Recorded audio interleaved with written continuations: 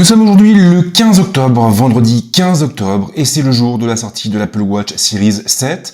Ce matin, je suis donc passé à l'Apple Store pour aller récupérer un exemplaire de la montre. Et en attendant le test, on va déjà commencer par la déballer ensemble.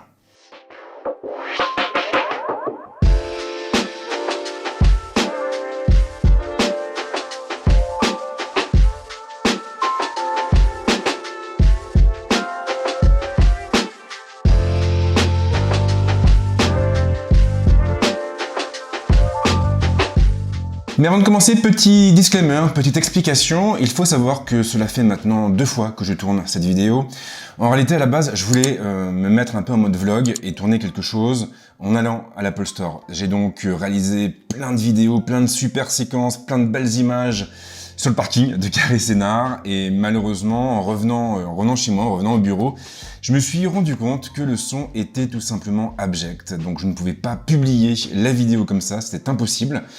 Et je dois donc la retourner. Je suis très pris par le temps, il est à peu près 14 h, la vidéo doit être finalisée d'ici 3 h. Je sens que ça va être short, mais si je peux me permettre de vous donner un conseil, c'est de ne jamais filmer une vidéo en vous enregistrant avec les AirPods Pro. Ils ne sont vraiment pas faits pour ça. Alors si vous avez regardé ma vidéo présente sur le sujet, vous devez savoir que j'ai beaucoup hésité avant de précommander la Series 7. En réalité, faut pas se voiler la face, il y a peu de nouveautés cette année. On a un boîtier un peu plus grand, un écran un peu plus grand, quelques fonctions vraiment pensées pour les cyclistes, et c'est à peu près tout. Alors forcément, venant d'une série 6, la question méritait d'être posée, mais finalement, je me suis laissé séduire. J'ai donc précommandé l'Apple Watch Series 7 la semaine dernière avec une livraison en Apple Store. J'ai été la chercher ce matin, et on va donc voir ce qu'il y a à l'intérieur de cette boîte. La boîte en question est identique à celle de la génération précédente, à celle de l'année dernière. On a donc une boîte en carton recyclé, il n'y a pas de film protecteur. Donc on sent une fois de plus qu'Apple a tout fait pour réduire l'empreinte écologique de sa montre. Ce qu'on peut noter, c'est qu'on retrouve ici en surimpression le logo de la marque avec le nom du produit.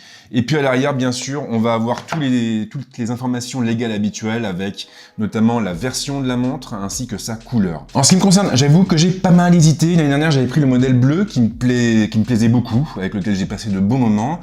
Pour cette année, j'étais un petit peu plus raisonnable et je me suis orienté vers le modèle minuit, enfin gris foncé, qui aura le mérite au moins de s'accorder avec plus de tenue. Mais tout ça, on s'en fiche. Ce qui compte, c'est ce qu'on a dans la boîte, et donc on va l'ouvrir. Alors pas de grosse surprise, on retrouve toujours le même système d'attache. Tout ce qu'on a à faire, c'est de relever ici la languette. Même chose de l'autre côté.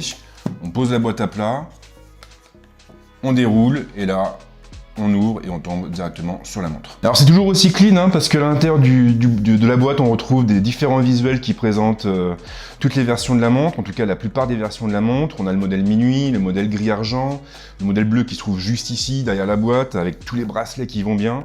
C'est quand même joliment fait, et puis ça me met tout de suite dans l'ambiance. Au niveau de la boîte de la montre, alors c'est intéressant parce qu'on retrouve toujours le visuel de l'Apple Watch sur le capot supérieur, et il faut savoir que ce visuel, bien sûr, est accordé aux couleurs de la montre. Comme c'est la version gris foncé que j'ai commandée, eh bien, on a un visuel avec la montre en gris foncé. En dessous de la boîte de la montre, on va trouver la boîte du bracelet qui a été commandée avec la série 7, et en ce qui me concerne, je me suis orienté vers la version lavande, ce qui m'a d'ailleurs valu pas mal de moqueries d'un youtubeur dont je tairai le nom. Donc je mets de côté le bracelet, on est sur un bracelet sport bien sûr, et ce qu'on va faire, c'est qu'on va directement ouvrir le capot de la montre. La boîte de la montre plutôt. Si j'y arrive. Ah, j'arrive pas. Ça y est, ça vient. Incroyable. Et voilà. Donc pas de grosse surprise ici, on retrouve toujours la petite boîte avec la documentation qui va bien, voilà l'Apple Watch, comment ça fonctionne, comment on la met en route. Bon, ça c'est toujours bon à prendre quand on démarre, mais maintenant si vous avez déjà eu une Apple Watch, vous ne serez pas franchement pris au dépourvu. En réalité, la vraie nouveauté, elle se trouve plutôt ici. Je vais vous montrer.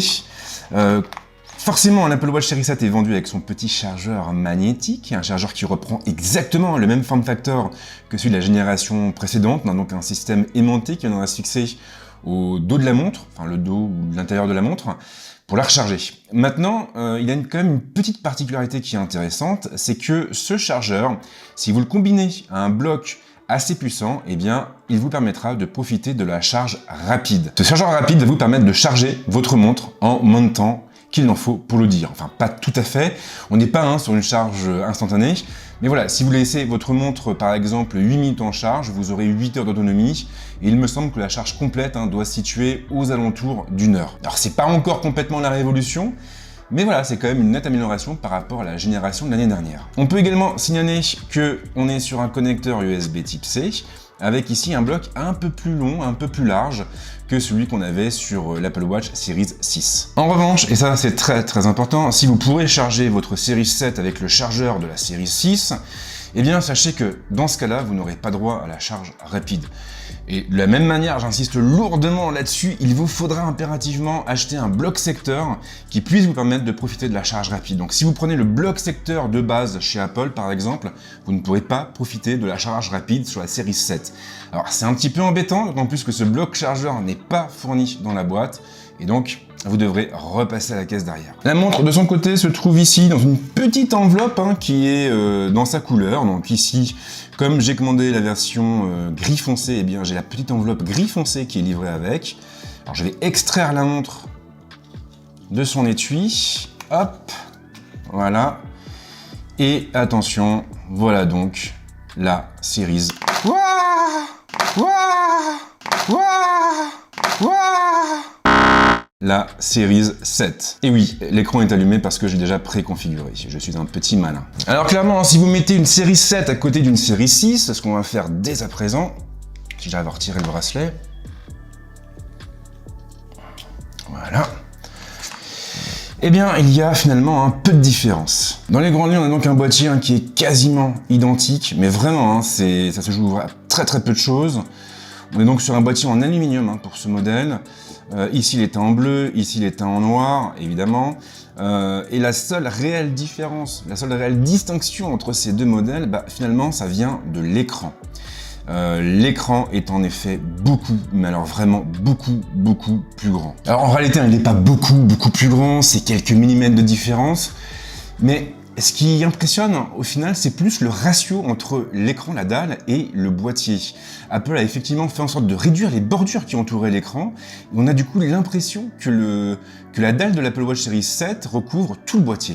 Une impression qui est d'ailleurs renforcée aussi par l'aspect de la dalle, puisqu'on est sur une dalle légèrement incurvée, et c'est la première fois chez Apple que l'on a un produit équipé d'un écran de ce type. Alors, c'est pas évident à montrer, mais si j'allume légèrement l'écran et que je tourne un tout petit peu l'Apple Watch vers vous, vous verrez qu'ici, on peut quand même voir une partie des chiffres qui composent le cadran. Et d'ailleurs, c'est un cadran qui a été réalisé expressément pour la série 7, puisque tous les chiffres se trouvent au niveau de la bordure de la dalle, juste ici, au niveau du renfoncement. Et clairement, si vous prenez derrière une série 6, et que vous penchez un petit peu l'écran, vous voyez que c'est pas tout à fait pareil, quoi. Il y a vraiment, c'est pas une énorme différence, mais quand même, on voit qu'ici, on a un écran qui recouvre un peu plus la bordure de la montre. L'ergonomie de son côté reste complètement inchangée, on a toujours cette fameuse petite molette là qui se trouve sur la bordure droite de la montre avec le bouton. En revanche, alors je sais pas si c'est parce que la montre est toute neuve, mais j'ai l'impression que le bouton est un petit peu plus dur que sur la série 6. Alors là je regarde les deux en même temps et effectivement, vraiment en appuyant sur ces boutons, je me rends compte qu'on n'est pas du tout sur la même sensation. On a une course qui peut être un petit peu plus prononcée sur la série 6 que sur la série 7. Alors je sais pas si au quotidien ça va changer beaucoup de choses, mais voilà, quand même, c'est une différence qui est assez notable. Bonne nouvelle en revanche, même si le cadran est un petit peu plus grand, on est sur un 45 mm contre 44 mm pour la série 6, les bracelets de l'ancienne génération et des générations précédentes sont toujours compatibles, et on pourra donc les réutiliser avec notre nouvelle Apple Watch. Donc ça c'est plutôt sympa, parce que je sais qu'il y a beaucoup de collectionneurs parmi vous, et du coup si vous avez un beau catalogue de bracelets, eh bien sachez qu'ils ne seront pas, comme on dit des gens, ils ne seront pas périssables, non, ils ne seront pas achetés à la poubelle, en gros, et vous pourrez les réutiliser avec votre montre sans aucun problème. En revanche, il n'y a aucun changement du côté des capteurs, c'est quasiment la même chose. On a peut-être quelques modifications esthétiques, mais en gros, ce capteur sera capable de tout ce que permettait déjà le capteur de la série 6, ce qui déçoit un peu d'ailleurs, parce qu'on aurait vraiment aimé un peu de renouveau de ce côté-là. Apple a quand même un certain temps d'avance en termes de quantifié de self, en termes de santé connectée, et j'aurais aimé quand même que la marque aille un petit peu plus loin sur la série 7. Alors comme ça fait 2 fois que je tourne cette prise en main, j'ai déjà eu l'occasion de tester un petit peu, en tout cas de passer un peu de temps en compagnie de la série 7, et comme j'ai dit sur Twitter, en fait, cet écran, finalement il change pas mal de choses. Alors je sais que c'est pas évident à comprendre, parce qu'en fin de compte, quand on regarde les chiffres, quand on regarde les dimensions de la montre, il n'y a pas grande différence avec la série 6, mais quand on est face à cet écran, vraiment, on n'a pas du tout la même impression. Alors je sais pas comment l'expliquer, mais clairement, quand on regarde la série 7, on oublie qu'il y a un cadran autour. On oublie qu'il y a un cadran autour de l'écran. On a l'impression d'avoir juste un écran placé sur le poignet, et en même temps, ça permet aussi de profiter davantage de nos contenus. L'exemple type, j'ai reçu plusieurs messages depuis que j'ai la série 7, et sincèrement, je trouve que la lecture de ces messages est beaucoup plus confortable sur l'écran de la série 7. Alors, même chose pour l'ergonomie générale, on a des boutons qui sont plus gros, ne serait-ce que pour composer le code. On a des menus qui sont du coup un peu plus ergonomiques, un peu plus intuitifs. En revanche, il y a quand même pas mal de fonctions qui manquent encore. Et la fonction qui fait le plus cruellement défaut à la série 7 en France aujourd'hui, c'est le fameux clavier virtuel. Vous avez été plusieurs à me faire la remarque, je n'avais pas parlé dans ma dernière vidéo, mais en réalité, ce clavier virtuel, pour l'instant, il est limité au marché américain et on ne peut donc pas en profiter encore en France.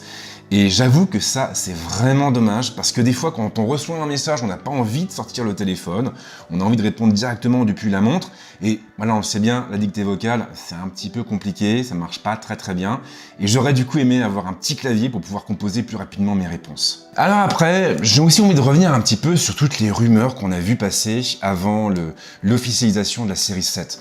Alors, vous devez le savoir, pendant un temps, il était question que la série 7 marque une rupture avec un tout nouveau design et des tranches plates, comme celle de l'iPad Pro et des derniers iPhones. Et puis finalement, Apple a présenté sa montre et on a un boîtier avec des bordures arrondies, exactement comme c'était le cas l'année dernière. Suite à ça, vous avez beaucoup de leakers, qu'on ne va pas citer ici, qui ont prétendu que globalement, Apple avait changé ses plans à la dernière minute. Et sincèrement, j'ai eu beau y réfléchir, j'arrive pas vraiment à voir la logique dans ce raisonnement-là. C'est-à-dire qu'aujourd'hui, on parle quand même d'un produit qui est lancé, qui est fabriqué par une entreprise, par une multinationale, qui est sur le podium des constructeurs de téléphonie, des constructeurs d'objets connectés. L'Apple Watch est parmi les montres connectées les plus populaires du marché. Et derrière, on est sur un produit qui est massivement lancé à l'international, sur tous les marchés possibles et inimaginables. Je crois qu'on ne réalise pas vraiment derrière le travail qu'il y a en termes de préparation.